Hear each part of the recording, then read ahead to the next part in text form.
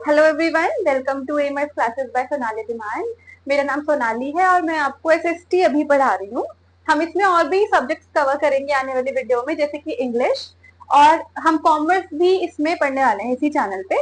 लेकिन अभी जो हम पढ़ेंगे वो हम क्लास 9th की ज्योग्राफी पढ़ रहे हैं, जिसका चैप्टर नंबर 1 है इंडिया साइज एंड लोकेशन।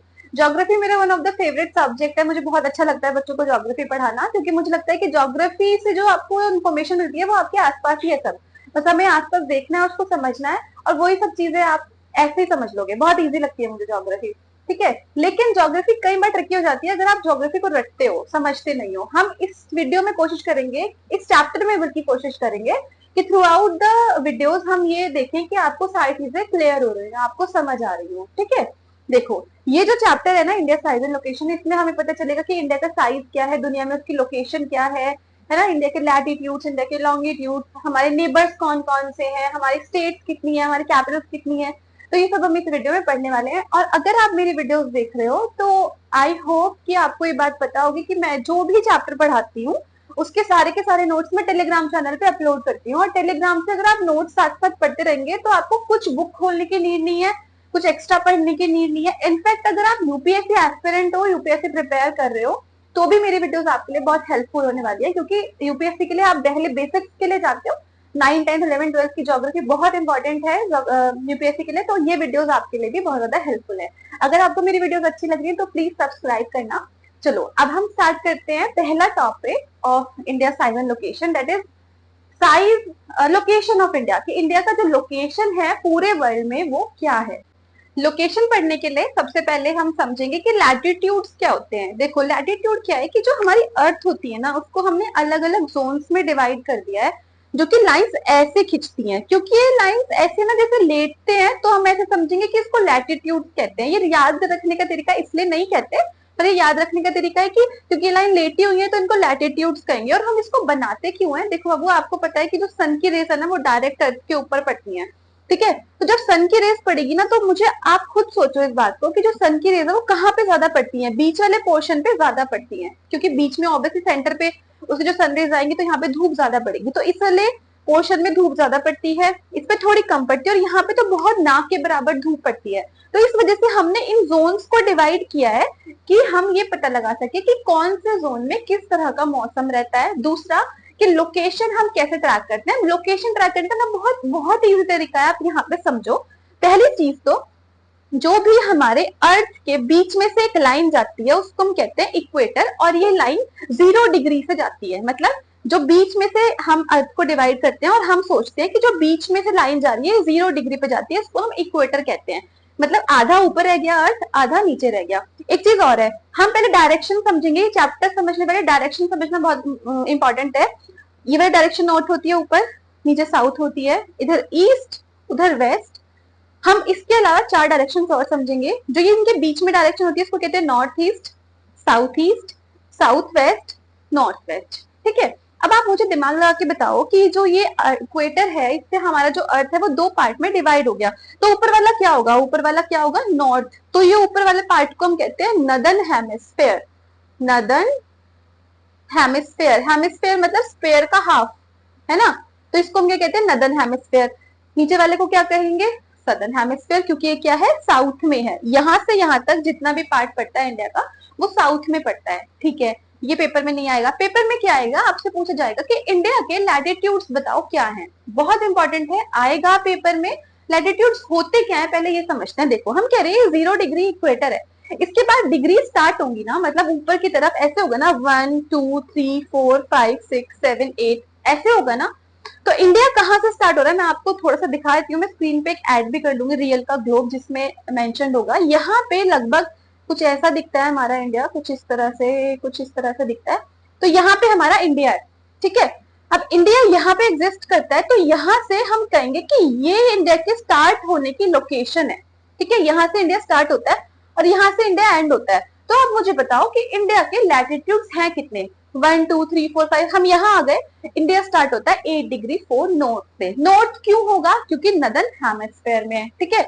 तो ये कहाँ से स्टार्ट होता है, 8 डिग्री 4 नॉर्थ से, और कहाँ तक जाता है, 37 डिग्री 6 नॉर्थ तक। ये इंडिया के क्या है बाबू, लैटिट्यूड्स हैं। ये बहुत इंपॉर्टेंट है, इसको याद रखो, ये यूपीएससी में भी काम आएगा। पूरी ज्योग्राफी समझने, मौसम समझने में, सब में काम आता है। क्या है कि इंडिया में जो नदर, जो ये वाला पार्ट है, कहाँ से स्टार्ट होता है, 8 डिग्री 4 नॉर्थ से 37 डिग्री 6 नॉर्थ तक। ठीक है, एक चीज। दूसरी चीज, आप देखो इंडिया के बीच में से कौन सी लाइन जा रही है। हमने ना और डिवाइड किया है लाइंस को, ये ट्रॉपिक ऑफ कैंसर होती है, ये ट्रॉपिक ऑफ कैप्रिकॉर्न होता है, Arctic circle and Antarctic circle, sorry वो आर्कटिक सर्कल है, ये एंटार्क्टिक सर्कल है। तो इस तरह से हमने डिवाइड किया है। ये बेसिकली हम डिवाइड इसलिए करते हैं कि हम ये पता लगा सके कि कहाँ पे क्या मौसम रहने वाला है। वो मैंने आपको बता दिया, यहाँ पे बहुत गर्मी होगी, यहाँ पे मॉडरेट रहेगा और यहाँ पे बहुत ज्यादा ठंड रहेगी। तो देखो, अब अगर इंडिया के बीच में से ये लाइन जा रही है तो मतलब ये वाला रीजन तो बहुत ज्यादा गर्मी में आ गया और ऊपर वाला मॉडरेट में आ गया। लेकिन हम इसको कैसे लिखेंगे अपने नोट्स में, हम इसको लिखेंगे सॉरी आंसर्स में कि Tropic of Cancer divides India into 2 equal half. मतलब इंडिया के बीच में से जा रही है ना ट्रॉपिक ऑफ कैंसर, ये थोड़ा सही नहीं बना है पर ये बिल्कुल बीच में से कट करती है। मैं वो भी मेंशन कर दूंगी अभी स्क्रीन पे कि ट्रॉपिक ऑफ कैंसर बिल्कुल बीच में से काट के जाता है इंडिया को। तो इंडिया को ये 2 हाफ्स में, एक आधा ऊपर और आधा नीचे में डिवाइड कर देता है। तो आपके पास क्वेश्चन आएगा, what divide India into 2 halfs, 2 हिस्सों में कौन बांटता है। तो याद रखना, Tropic of Cancer divides India into 2 equal halfs. अब ये भी याद रखना कि ट्रॉपिक ऑफ कैंसर कितने डिग्री पे पड़ती है लाइन। ट्रॉपिक ऑफ कैंसर पड़ती है 23 डिग्री 30 नॉर्थ पे, मतलब बीच में है ना। आप देखो 8 डिग्री 4 से इंडिया स्टार्ट हो रहा है, 37 पे खत्म हो रहा है, बीच में क्या पड़ रहा है, 23 डिग्री 30 नॉर्थ। तो बीच में से ट्रॉपिक ऑफ कैंसर इंडिया को काटते हुए जाता है।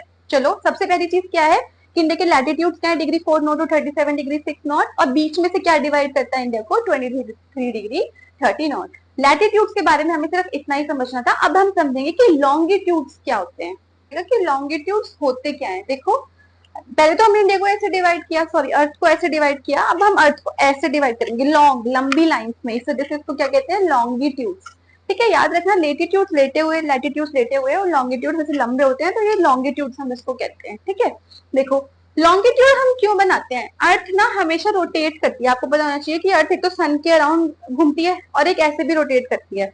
तो जब वो रोटेट करती है वो ईस्ट टू वेस्ट रोटेट करती है, मतलब पहले जो सन है वो ईस्ट में निकलेगा और फिर वो वेस्ट में निकलेगा। ठीक है, अब देखो बाबू, मैंने आपको डायरेक्शंस पढ़ाई है, मुझे बताओ ये वाली डायरेक्शंस कौन सी हुई, ये वेस्ट हुई, और ये वाली डायरेक्शन कौन सी हुई, ईस्ट हुई।